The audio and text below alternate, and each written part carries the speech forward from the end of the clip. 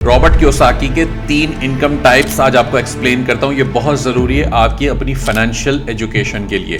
कहता है कि जी देयर आर 3 इनकम टाइप्स। सबसे पहली है अर्नड इनकम, यानी कि आप जिसके अंदर अपने घंटे बेच के या मेहनत करके सुबह से शाम नौकरी करके आप कमाते हैं, वो बेसिकली आपकी अर्नड इनकम है, ऑर्डिनरी अर्नड इनकम। दूसरी है पोर्टफोलियो इनकम, यानी कि कैपिटल गेन्स भी इसे कहते हैं। कहीं पे कोई आपने प्रॉपर्टी खरीद ली, कोई ऐसी चीज़ खरीद ली, गाड़ी है फॉर एग्जांपल, आज आपने 50 लाख रुपए की खरीदी और 1 साल के बाद उसकी कीमत 60 लाख रुपए हो गई, तो 10 लाख रुपए उसका गेन बढ़ गया उसके ऊपर। इसे कहते हैं कैपिटल गेन्स भी या पोर्टफोलियो इनकम। तीसरी है पैसिव इनकम, यानी कि जी मैं काम ना करूं तब भी मेरे पैसे बने।